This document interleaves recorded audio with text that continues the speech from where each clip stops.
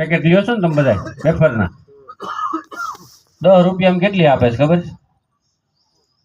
25 ગ્રામ 400 ની કિલો. તો આપણે હોંશે દઈએ કેમ પેકેટ બહુ સારું લાગે ભાઈ.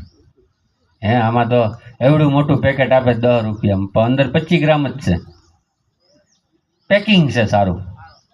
એવું જો આપણે આપણા માલનું પેકિંગ કરતા શીખી જઈએ તો જ આપને ભાવ મળે. પછી હળી ચડી ગયેલા ઓલા સલાખામ ભરીને જઈએ ને એના ભાવ એટલા બધા મળે નહીં, ગમે એટલો સારો માલ હોય.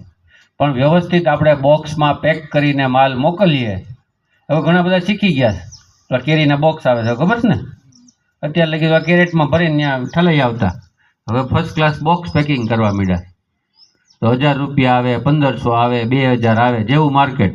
પણ બોક્સને લીધે શું કામ કે વ્યવસ્થિત દેખાય. અમારે ત્યાં ભાવનગરમાં જમરૂખવાળા ને સીતાફળવાળાને બોક્સ જ કરી દીધા.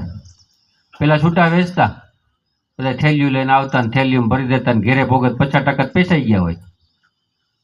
હે એવું થતું ને પેલા બસમાં જાય એટલે કોકનો પગ આવી જાય તો પેસાઈ જાય. હવે ફર્સ્ટ ક્લાસ બોક્સ આવી ગયા અને આપને ભાવે સારા મળે